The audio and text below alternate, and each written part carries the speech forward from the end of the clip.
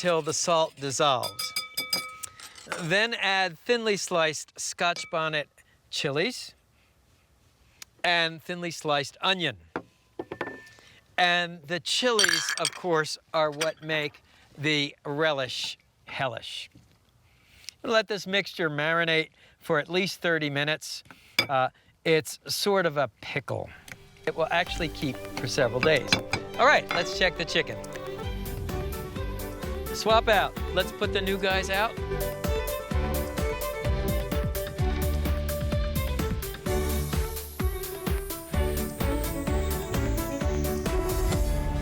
It looks great, but as always with poultry, you want to use an instant read meat thermometer to check for doneness.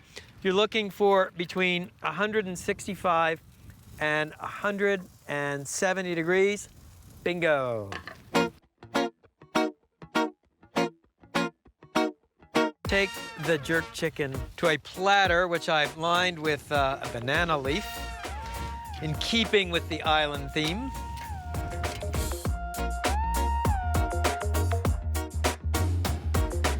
Here's your jerk chicken. Just spoon a little of the hellish relish over it. And let's see how we did.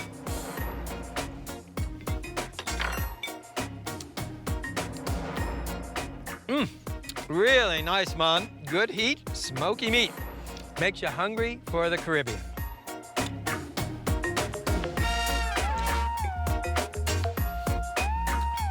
Terry, there you go, sir.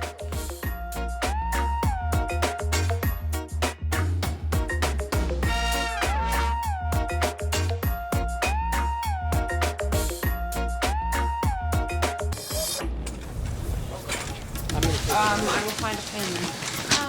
Patrick, will you grab the shrimp? Need a cutting board, guys? We need this on a pan of ice. That's what I thought. The idea of grilling shrimp on sugarcane actually comes from Southeast Asia. There's a traditional Vietnamese dish where you take shrimp mousse and mold it onto sugarcane and grill it. Sugarcane has fueled the Caribbean economy for centuries as a sweetener and as an ingredient for rum. I think you'll love the way the cane sweetens the shellfish from the inside out. Step number 1, the glaze. It starts with 8 tablespoons of salted butter, 1/2 cup brown sugar, Dijon mustard,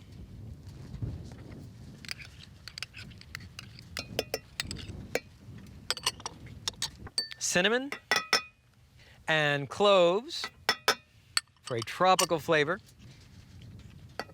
distilled white vinegar, and a generous splash of rum. Okay, and you want to simmer these ingredients on the stove or on the side burner of your grill. Cook the sauce until thick and richly flavored, whisking from time to time. Cooking time about 5 to 8 minutes. Let me show you how to put together the shrimp. Now, these are sugarcane swizzle sticks. They're sticks cut from whole sugarcane. You can buy them packaged at most supermarkets. And what you want to do is you want to cut off one edge here to make a sharp point.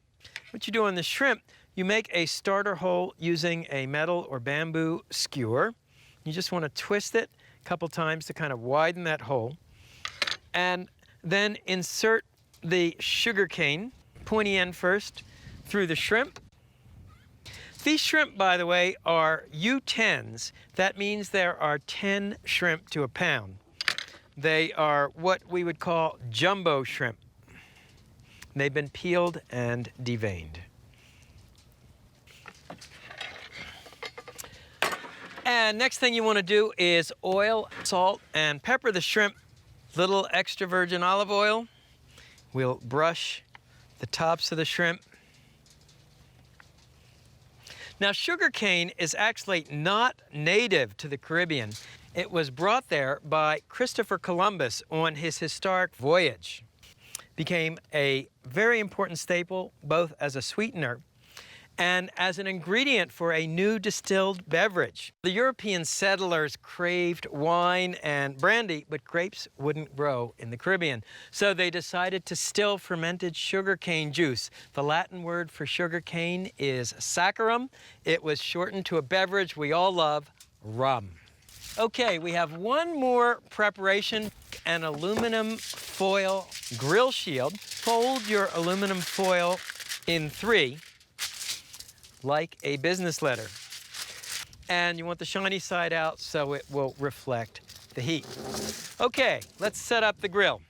And while we're back here, let's just give a whisk to our glaze, which has thickened into a luscious sauce. Grill preheated to high. You'll remember the grill master's mantra, keep it hot. 1 Caribbean, 2 Caribbean, ouch. Keep it clean with a few swipes of our wire grill brush, and keep it lubricated or oiled. And here is a cool technique. Take a half an onion, dip it in oil, and rub it across the bars of the grate. Take your grill shields and you want to lay them along the front of the grill. And that way, when you put the shrimp on the grill, it will keep the sugarcane skewers from burning. Put a second row on the grill, and the shrimp in the first row will act as a shield. Cooking time is quick, about 2 to 3 minutes per side. Turn the shrimp over. By the way, if you wanted to give this recipe a Southeast Asian accent, you could use stalks of lemongrass instead of sugarcane. Or for an Italian accent, use sprigs of rosemary. The important thing to learn here is the idea of using a flavored skewer. Baste the shrimp with this rum brown sugar glaze. And I actually like to cook the glaze right into the shrimp on the grill.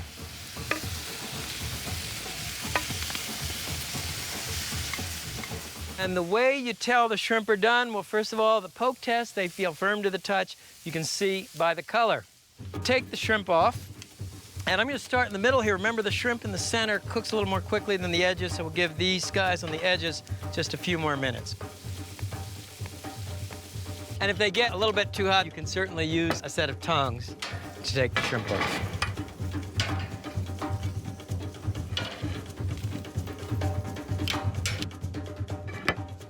Just to finish up, what you can do is just take a little bit of this sauce and ladle it over the shrimp. It's a really nice sauce, kind of sweet with the mustard and vinegar to balance the sugar. And then any leftover sauce can go into a bowl to serve with the shrimp. For dipping,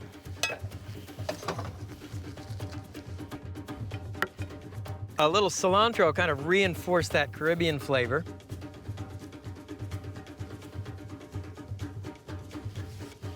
And there you have it, shrimp grilled on sugarcane with a mustard, rum, brown sugar sauce. Let's see how we did. This is really nice. The shrimp has a great smoky flavor and the rum comes through. And best of all, you bite it and you get that little squirt of sugarcane juice. It's the quintessential taste of the Caribbean. To the crew, I just want to let you know there's another batch for you all to try that doesn't have a bite out of each shrimp. The making of a show like Primal Grill may seem easy when you watch it on your screen, but an enormous amount of work goes into it. And I wanted people to see the work that goes into it, to see how we prep the food, how we keep the fires burning. It's sort of a major organizational and logistical challenge. In the 17th century, French pirates gathered on the north coast of Haiti, where they took to smoking meats like the natives. The local word for smoke was boucan, and the pirates became known as buccaneers.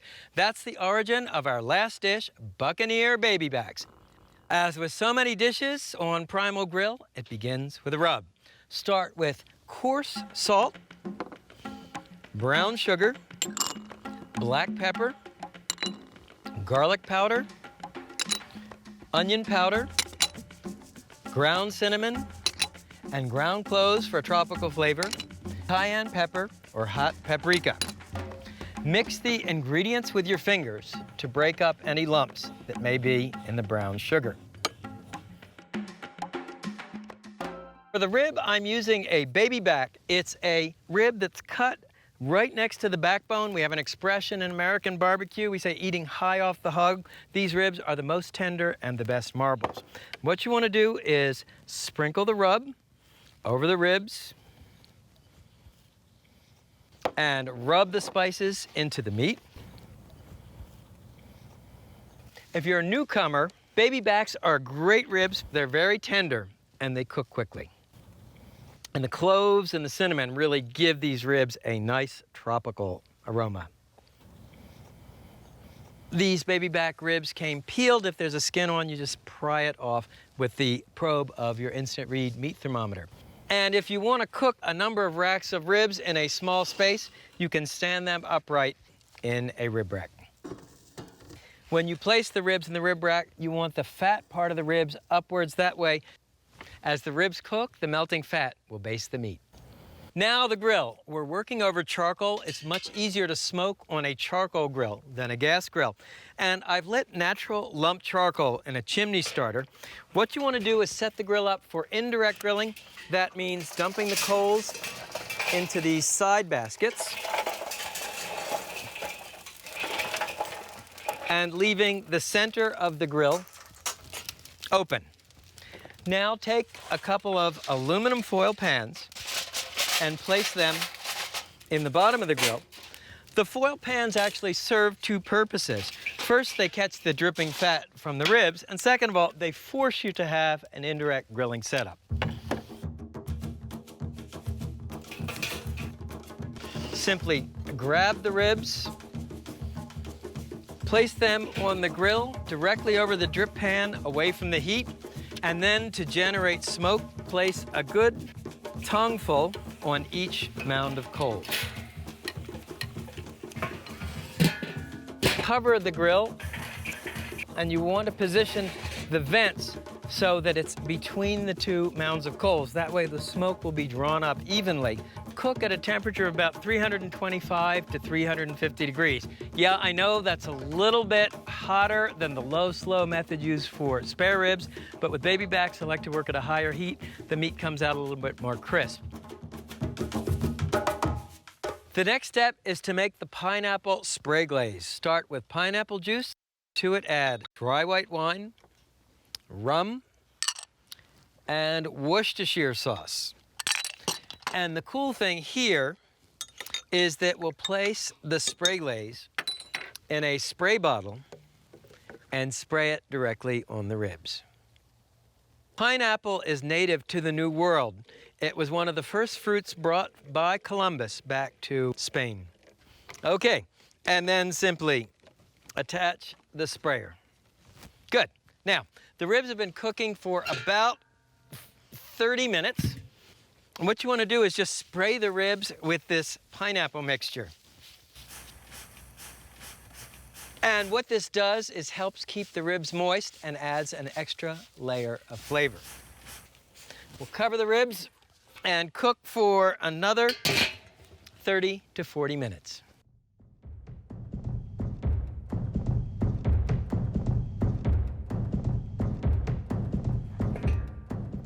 And they look beautiful. And the way you check for doneness is you actually look at the ends of the bones. You can see the meat has shrunk back by about 1/4 inch. That tells you the ribs are ready. I'm gonna do one final preparation here, and that is I'm gonna place the ribs directly over the fire and baste with a little bit of our pineapple rum barbecue sauce. The idea is that you actually sear the sauce right into the meat. The recipe for the sauce is on our website. One very common mistake in cooking ribs is to put the sauce on too early. Remember, most barbecue sauces contain sugar, and the sugar will burn. So if you put the barbecue sauce on, do it right at the end.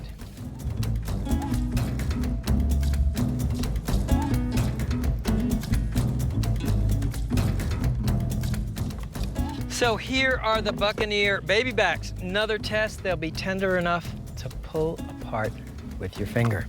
What you do is just cut the ribs into 3 or 4 bone sections.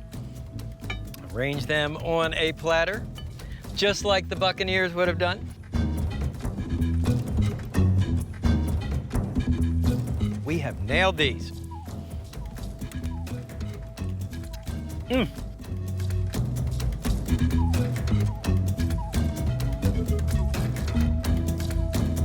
That smoke and fruit flavor is really nice. So there you have it. Shrimp grilled on sugarcane, Jamaican jerk chicken, and Buccaneer baby backs from the birthplace of barbecue on Primal Grill.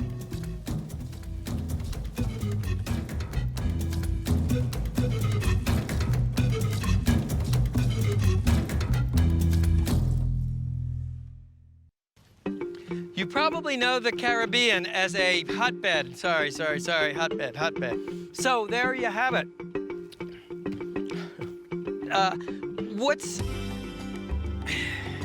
Is that it was here that the Taino Indians developed a unique, me. Today on Primal Grill, we visit barbecue's birthplace, the Primal Grill.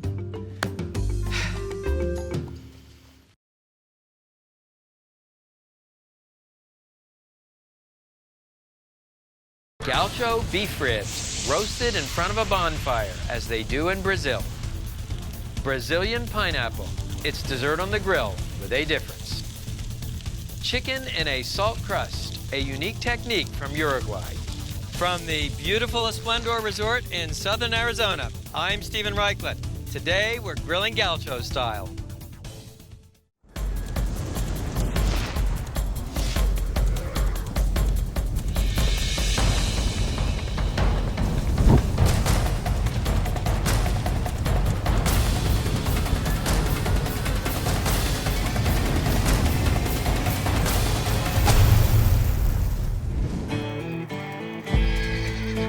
There's something about the open range that brings out the griller in all of us. The cattle drives, the diamond skies, the cowboys gathered around the campfire.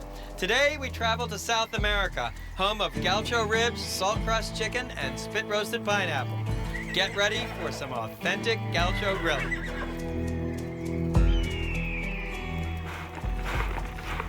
Visit the iconic Brazilian steakhouse Fogo de Chão, and you'll see dinosaur-sized racks of beef ribs roasting on stakes in front of a bonfire. But excellent gaucho ribs can be prepared in a charcoal or gas grill. Forget about fancy seasonings. These bad boys are all about the beef. First, the ribs. These are beef long ribs. Each section weighs 6 to 8 pounds. And the first step is to remove the membrane on the inside of the ribs, to simply pull it away from the ribs. And because this membrane is slippery, grab it with a paper towel and then simply pull it away from the ribs.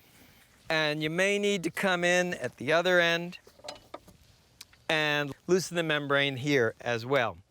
Why is it so important to loosen this membrane? Well, first of all, it's tougher than the rest of the beef, and it also impedes the absorption of the smoke and spice flavors.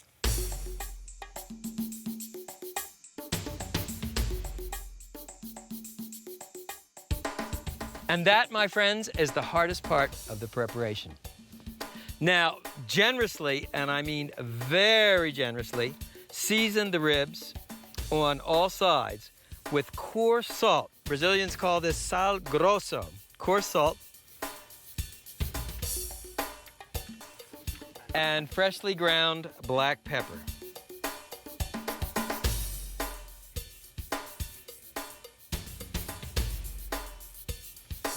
and rub these seasonings into the meat.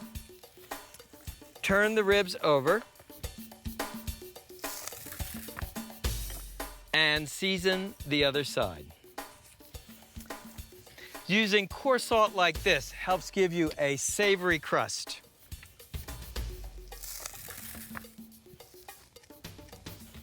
Okay, so I'm going to cook 2 of these ribs on stakes in front of a fire, fogo de chão style. Fogo de chão literally means ground fire. And to do that, you want to make a starter hole using a metal skewer that runs through the ribs. Then, using a rotisserie spit, insert it through the ribs and secure the meat with the first set of prongs. Next, place the second set of prongs and secure the meat as well. And your ribs are now ready for roasting in front of the campfire. If you don't have a campfire, let me show you how to prepare these ribs on a charcoal grill. Now, set your grill up for indirect grilling, live lit natural lump charcoal in the side baskets, and arrange a couple of drip pans in the center. Place the grill grate on top and place your ribs fat side up in the center. Why is it so important to place the ribs fat side up? You want the melting fat to baste the meat as the ribs cook. Last of all, to give you some of that smoke flavor you'd get from a campfire, take soaked hardwood chips and place a tongueful on each basket of coals.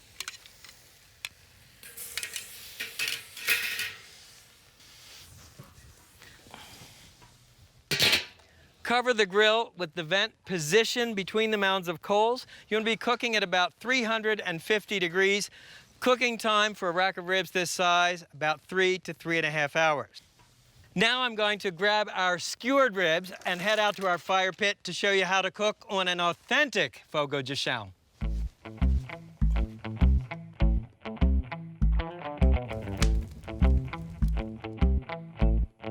What you want to do is just hammer your vertical spits into the ground in front of the fire. Now, we formed a fire pit out of these rocks, built a log fire about 2 hours ago. We let it burn down to embers. I'll put on logs every 15, 20 minutes. And we're gonna cook the ribs using the radiant heat of the fire. And once your steaks are in place, at this point you can toss another log on the fire. The radiant heat will cook the ribs, and then the rising smoke from the wood will smoke it. So you're gonna get unbelievable flavors. That's why all I needed was salt and pepper.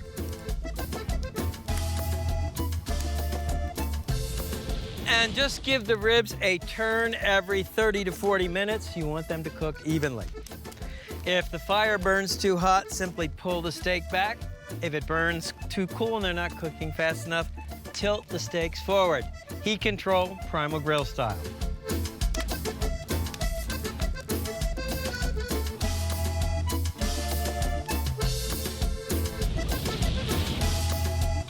And take a look at our gaucho beef ribs. Now, how do you know when the ribs are done? Well, look at the top. You can see the meat has shrunk back by about 1 inch from the top of the bones. And if you look at the back here, the meat is tender enough almost to pull apart with your fingers. So this one is done. So I'll take this one off. And check it out. Here are your gaucho beef ribs. Unscrew the prong. Remember, the screw will still be hot. Then slide the ribs off the spit. And after you've shown off the ribs, you can cut them into individual bones using these gaucho-sized knife. You see the knife glides right through the meat. So here's the gaucho beef rib. You can take a spoonful of country-style hot sauce. The recipe is on our website. Oh man, this beef is so tender. And you'd never dream that it has just salt and pepper on it.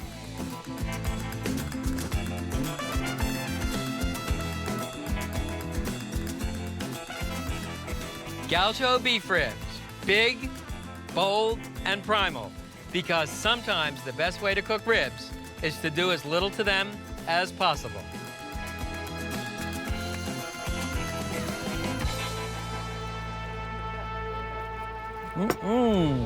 The first thing that struck me about the gauchos of Argentina and Brazil is their incredible passion and enthusiasm for what they do. They embrace the gaucho lifestyle. Look, I mean, South America is industrialized now, you know, much as North America is. But the gauchos have really held on to their culture, their traditional garb, their folklore customs, their sports, their horsemanship, and especially their style of barbecue. That was it. When it comes to rotisserie grilling, no one beats Brazilians. They've built the ancient art of spit roasting into sophisticated restaurants that serve the entire meal on the grill, even dessert. I give you pineapple cooked on a spit. First step, peel the pineapple by slicing the rind off in even strips.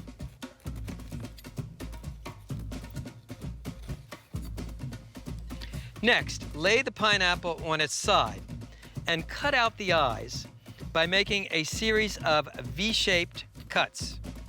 These ridges will help the spiced sugar stick to the fruit. I arrived in Rio Grande do Sul one Friday night and embarked on a barbecue crawl that took me to 4 restaurants. I didn't finish eating until 2 o'clock in the morning. Just another day on the barbecue trail. Once your pineapple is peeled, make a starter hole from one side to the other with a metal skewer. Then insert the rotisserie spit through one side of this pineapple and out the other side. Secure it on one set of prongs, then place the other prongs on the spit. The pineapple is ready for spit roasting. Now, let's set up the grill. Light a chimney full of natural lump charcoal. Then pour the coals into the side baskets. The setup is just like you do for indirect grilling. And if you have a few stray coals, pick them up with tongs. Then place an aluminum foil drip pan between the side baskets filled with coals. Now place the pineapple on the rotisserie spit, through the hole in the rotisserie collar into the motor socket, and switch on the rotisserie. Let me show you how to make the rub. The spiced sugar is a sort of dessert rub. It starts with ground cinnamon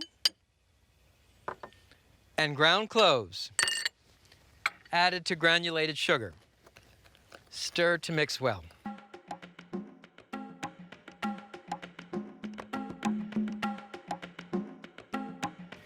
The last thing is simply to sprinkle the dessert rub over the pineapple. Do this while your guests are gathered around the grill. Never underestimate the importance of showmanship when you're grilling. To speed up the cooking process, you can cover the rotisserie. Cooking time about 20 to 30 minutes, depending on the ripeness of the pineapple. And every 5 minutes or so, you want to sprinkle the pineapple with more spiced sugar. You do this in several layers as the pineapple cooks. The idea is to create a caramelized spiced sugar exterior.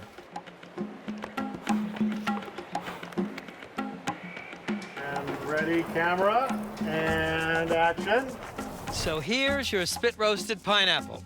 It looks luscious and crusty. Switch off the rotisserie motor. Remove the spit and transfer the pineapple to a cutting board.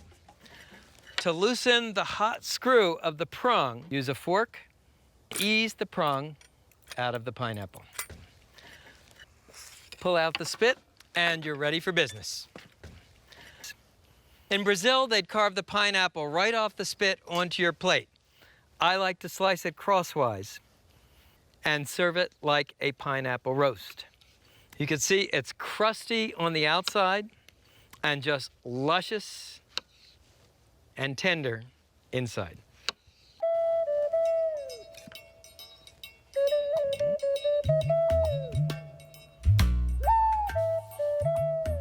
And how good does that look? Let's take a taste.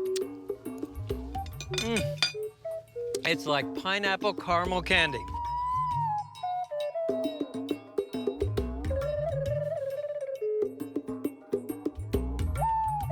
The next time you're looking for a delectably different dessert, think Brazilian spit-roasted pineapple.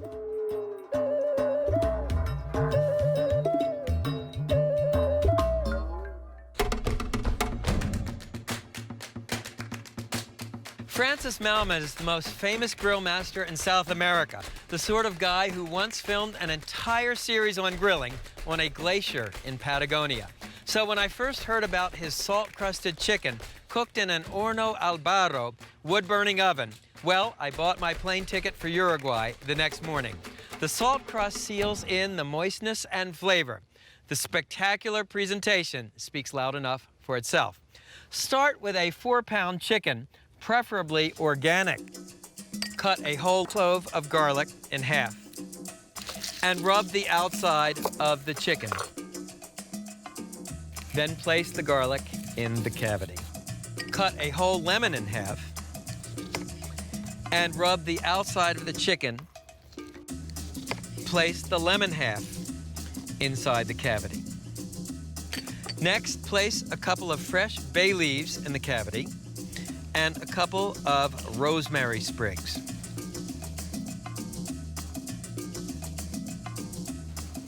Next, fold the wingtips under the chicken and take about 2 feet of butcher's string and truss the chicken.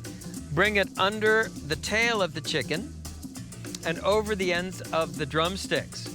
Loop through once and pull the chicken tight. Then pull the ends of the string between the thighs, under the wings, around and under the chicken, and tie again on the other side. Make 1 loop, then a 2nd loop. Pull tight. That is a surgeon's lock knot. Then loop the end through and tie the chicken tight. And cut off the ends of the strings. Season the outside of the chicken all over with freshly ground black pepper. And sprinkle the chicken with rosemary as well. Why bother trussing the chicken? It gives it a more compact and professional looking appearance. Next, the salt crust. Start with about 6 pounds of coarse salt, kosher or sea, and pour it into a bucket.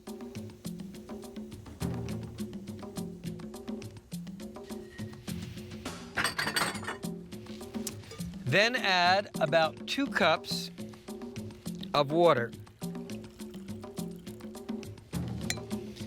and start mixing the salt. You're looking for a mixture with the consistency of wet snow.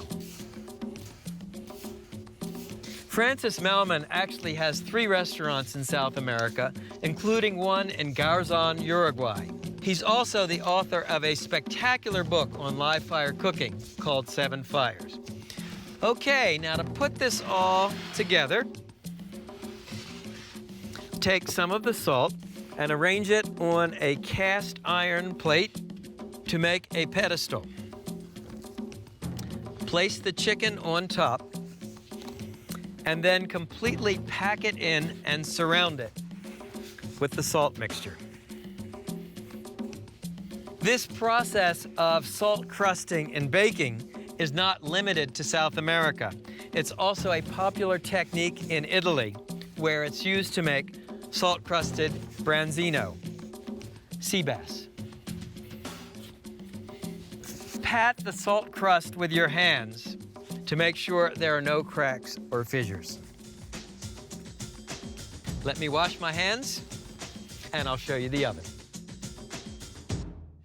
This is a wood-burning oven. It's lined with Firestone. This is the home-size model of the professional ovens used in pizzerias and restaurants with wood-burning ovens.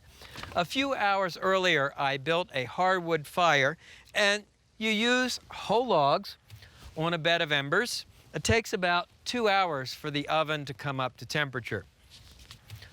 Push the embers back against the back of the wall to make room for the chicken. Temperature 1 Mississippi, 2 Mississippi, 3 Mississippi. Ouch! It's about a 400-degree fire. So take your chicken and place it in the oven. Cooking time will be about an hour and a half, and what you want to do is turn the chicken halfway through so it cooks evenly on both sides. And you can close the door. I like to leave it partially open so you get good airflow. What's going to happen, you have both the radiant heat from the Firestone, the direct heat from the coals, and the smoke that's going to infuse and permeate through the salt crust. Now, let me show you how to make the sauce. The sauce is a simple variation on South American chimichurri. It starts with salt, freshly ground black pepper, and garlic. Mash these ingredients together into a paste with the back of a wooden spoon. This releases the aromatic oils from the garlic. Next, add finely chopped flat leaf parsley, a sort of breath freshener that counteracts the pungency of the garlic, and diced fresh tomato. Finally, whisk in the best South American extra virgin olive oil you can find. The idea is to make a simple condiment that complements, not overpowers, the chicken. And you just want to check the seasoning. Bingo! That is fantastic olive oil.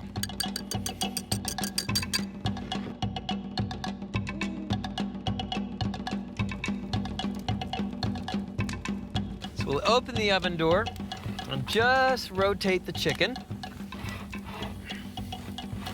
Remember, the pan will be excruciatingly hot, so wear thick protective gloves.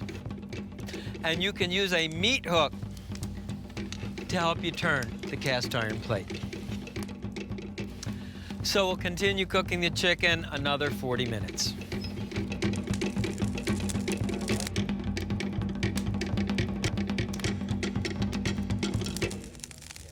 The chicken should be done.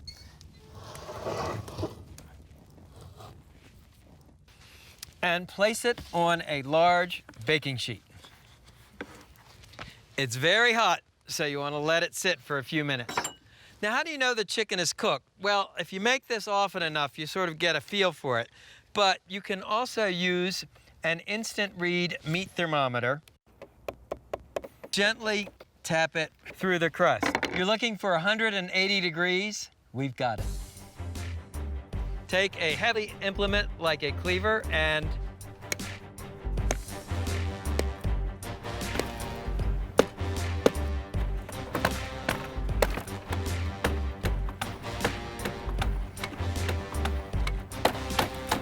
of course, you want to do this in front of your company because it is just so utterly cool.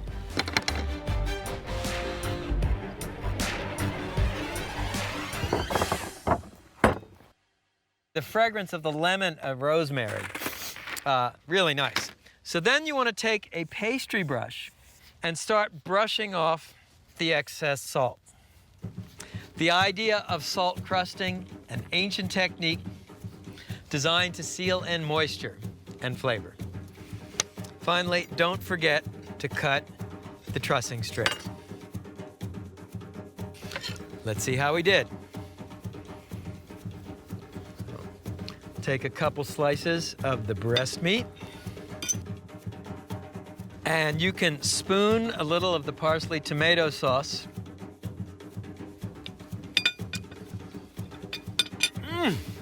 That chicken is so moist. And surprisingly, it's not in the least bit over salty.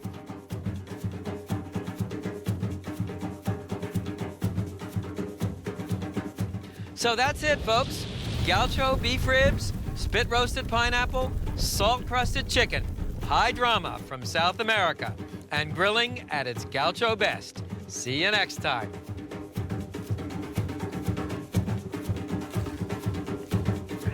Okay, let's get in there and clean it up. Very nice. All right, everybody in.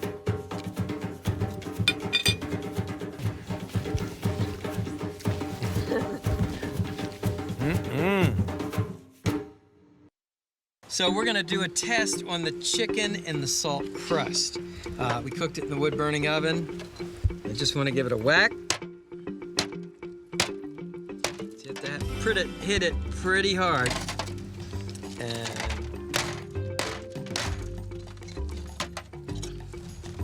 beautiful.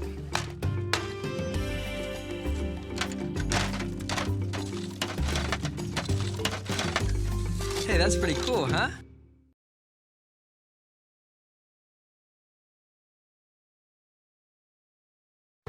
Wood oven pizza, the way it was meant to be cooked on a hot stone with a wood fire. Sweet and sour duck, wood oven roasted in the style of Italy's Piedmont. Grilled pork chops, big bone chops with oversized flavor. From the picturesque Esplendor Resort in southern Arizona, I'm Stephen Reichland. Today we're firing it up Italian style.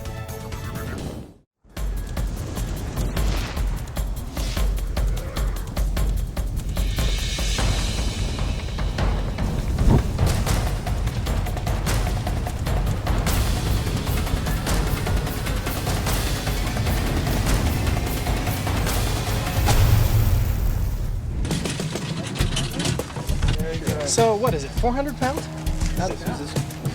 No, that was like that.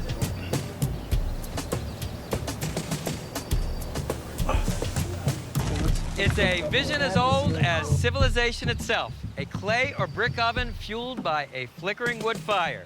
Today, the ancient art of Italian live fire cooking. Wood oven pizza, sweet and sour duck, and wood-grilled pork chops. From the piazzas of Rome to the hills of Tuscany, it's Italian fire on Primal Grill. You've seen me cook pizza on the grill. Now I'd like to show you the most traditional way of all to cook pizza, in a wood-burning oven. And it starts by proofing the yeast. To 1 tablespoon of dry yeast, add 1 tablespoon of sugar and 1 tablespoon of warm water. Mix these ingredients together to make a sort of paste. Yeast is a microscopic organism. It eats the sugar and exudes carbon dioxide. It's those tiny bubbles of carbon dioxide that make the pizza dough rise. Next, place the flour in the bowl of a mixer. Add a little whole wheat flour, salt, extra virgin olive oil, and most, but not all, of your water. Finally, add the proof yeast. It's started to foam up and bubble. That shows you that the yeast is active. So add this mixture. So raise the bowl and switch on the mixer. And let the dough hook do your kneading. Now you can also make the dough in a food processor, and certainly you can make it by hand. It looks a little dry, so I can add just a little more water. What you want to do is make a soft, pliable, but not sticky dough. Once the dough comes away from the sides of the bowl in a smooth ball, stop the mixer, lower the bowl, take out the hook, and even when you make dough in a machine, I always like to knead it a little bit by hand to give it a human touch. Place it in an oiled bowl. Cover all sides with oil. Cover the bowl with plastic wrap. Let the bowl rise in a warm but not hot place until doubled in bulk, about 1 to 1.5 hours.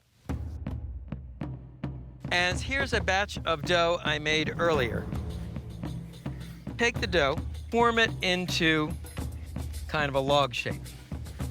Now, cut the log shape in half in half again to give you 4 even pieces of dough. Grab a floured baking sheet, then take each lump of dough and roll it into a smooth ball.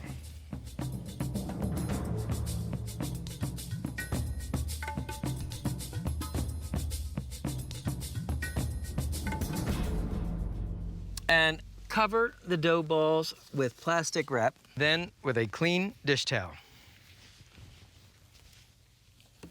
Let the dough rise again about 30 minutes. This is a home-style wood-burning oven. It's lined with refractory stone, which both absorbs and reflects the heat. Takes about 2 hours to preheat. You light a hardwood fire. The preferred fuel in Italy is oak logs. Push them in back with tongs. When you're ready to grill the pizza, what you want to do is push the embers to the back of the oven and give a brush to the bottom. Now let me show you how to put the pizzas together. Start with a little extra virgin olive oil, then tomatoes sliced about 1/4 inch thick. Then sprinkle tomatoes with chopped garlic, coarse sea salt, and finely ground black pepper. Next, for our bacon, onion, and potato pizza, again, a little extra virgin olive oil in the pan, then thinly slivered bacon or pancetta, diced onions, and diced potato. Stir to mix well. Again, a little coarse sea salt and freshly ground black pepper. Now, place the frying pans in your wood-burning oven and roast until the vegetables are browned and sizzling. Cooking time will be about 5 to 8 minutes.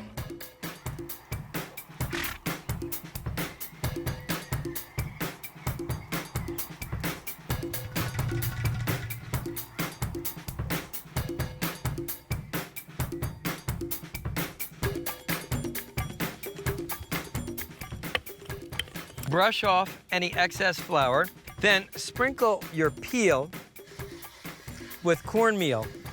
This will help the pizza slide off. To assemble the pizza, first arrange the roasted tomatoes. Next, fontina cheese. Then torn leaves of fresh basil. A little bit more chopped garlic, coarse salt, and black pepper. Drizzle the top of the pizza with extra virgin olive oil and slide it into your wood-burning oven. So while the margarita pizza is cooking, let me show you how to make the bacon, onion, potato pizza. Take another ball of dough. Don't be too obsessed about making it perfectly circular. I like a free-form pizza. It's more rustic. And you just want to turn your pizza as needed. You want to keep the food moving. Spoon the bacon, onion, potato mixture on top of the crust. Then sprinkle the pizza with grated Romano cheese. And finally, a little chopped fresh parsley.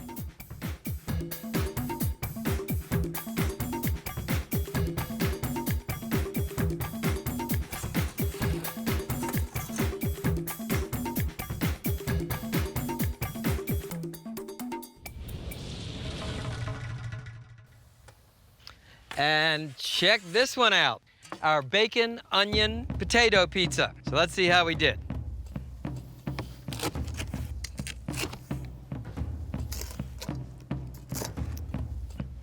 Pizza margherita, bacon pizza, moment I've sure been waiting for. Wow.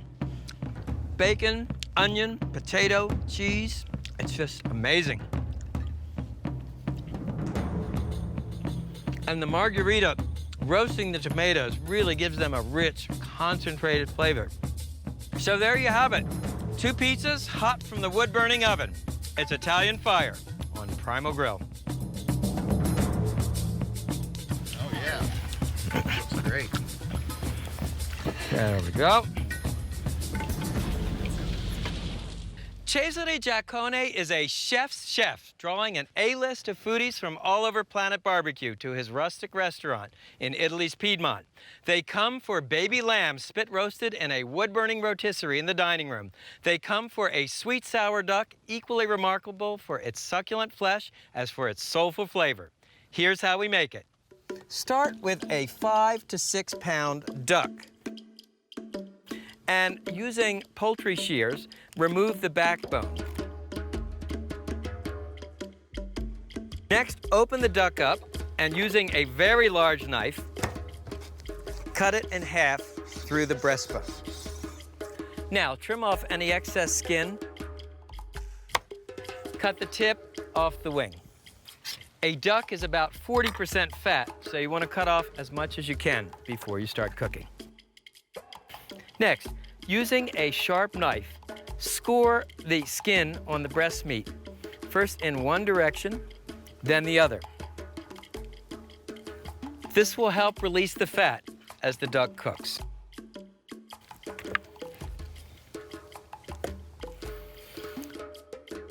Return the duck to the baking dish.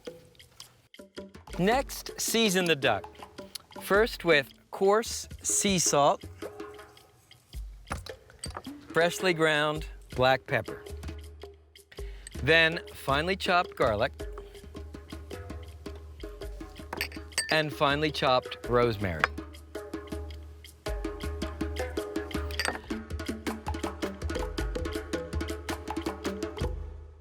Last of all, a couple of shallots. And sprinkle the sliced shallots over the duck. Wash your hands in hot, soapy water. Finally, drizzle the duck with extra virgin olive oil. The fruitier you can find, the better. Marinate the duck for 1 to 2 hours. Meanwhile, let me show you the beehive oven. You can see how it got its name. It's one of the world's most ancient live fire cooking devices. And the way you fire up the beehive oven is using hardwood chunks or small logs. You want to leave yourself plenty of time to preheat the oven. Shove the coals to the back of the oven. You're looking for a 400-degree temperature. That would be a 1 Mississippi, 2 Mississippi, 3 Mississippi. Ouch, fire. Let me get the duck. Place it skin side down in a cast iron skillet. Why skin side down? You want to crisp the skin, then we'll turn it over halfway. And you can just spoon any of the shallots or olive oil on top. Then add a half a dozen whole shallots and a few whole sprigs of fresh rosemary. Place the duck in the beehive oven. Cooking time is going to be about 1 to 1.5 hours, and after 20 minutes, turn the ducks over. The idea is you want to brown the skin on the bottom first to make it nice and crisp, render out some of that duck fat, then turn it over to finish cooking. Also, remember, you have to rotate the duck periodically. The oven's a little hotter at the back than the front. You want the duck to cook evenly. Now, what about if you don't have a beehive oven? Well, you can also make Cesare sweet and sour duck on a gas grill. Set up your gas grill for indirect grilling. I actually preheated all the burners to screaming hot, and then I turn off the central burners. Classic indirect setup.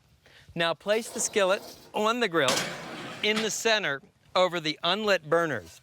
And to generate some of that wood oven smoked flavor, place hardwood chunks in your grill's smoker box.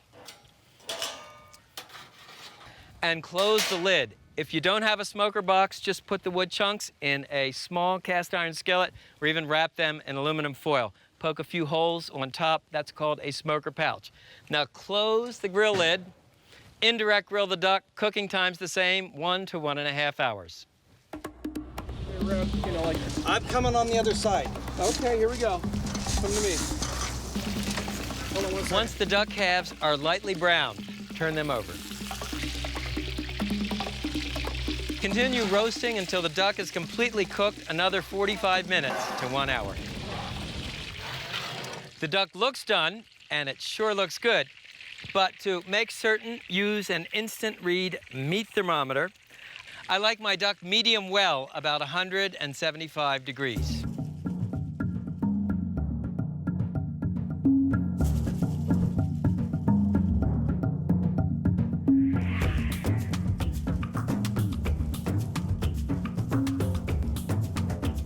To make the sauce, pour out the excess duck fat.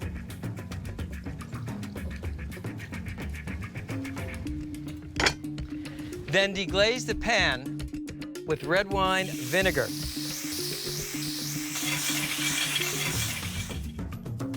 Next, add honey. There's your sweet and sour. And duck stock or chicken stock. Whisk to dissolve the ingredients. Then you want to put the sauce back in the wood-burning oven for a couple of minutes to thicken it up.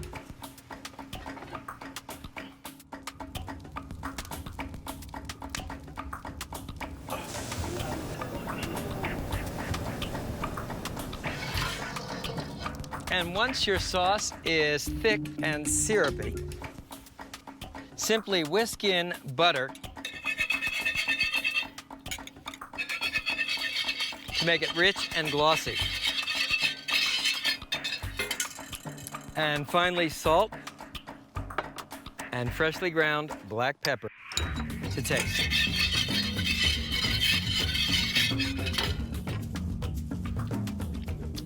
Yeah. Okay, and the last thing you want to do is just strain your sauce. That gets out any little burnt bits of rosemary or garlic.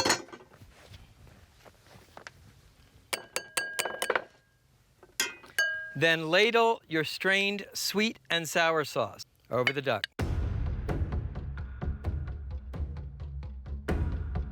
And there's the sweet and sour wood oven roasted duck.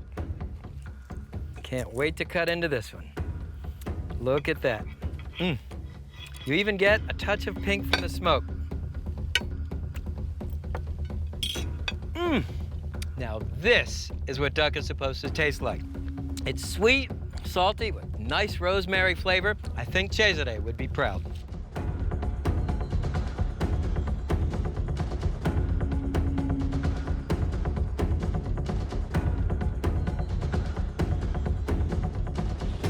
Once you spend some time in Florence, you will find people of great warmth and food of tremendous character. Florence is also Italy's barbecue central. Florentines are absolutely obsessed with grilled meat. You've probably heard of bistecca alla Fiorentina, Tuscan porterhouse steak grilled with salt and precious little else. Well, here's a dish Tuscans keep to themselves. Grilled pork chops with onion sauce. The primal grill twist, you grill the pork and the onions over wood. First, the onions. These are called cipollini. They are traditional Italian onions, very sweet, very richly flavored, and flat, which maximizes the surface area exposed to the fire. The first thing you want to do is peel the cipollinis, cut off the bottom, and remove the papery skin, but leave the root intact. The root will help hold the onion together during the grilling. When you have to grill a lot of small items, the easiest way is to thread them onto a skewer. And I use a flat skewer so the onions won't spin around. This recipe was inspired by Buca Lupe, one of the most famous chop houses in Florence. So once you have your onion kebabs, brush them on both sides with extra virgin olive oil and season with coarse salt and freshly ground black pepper.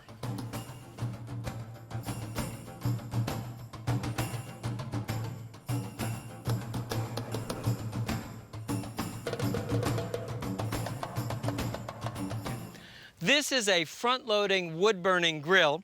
It burns wood chunks and logs. I'm using oak in the best Tuscan tradition. First, we'll put on the onions. They take longer to cook than the pork.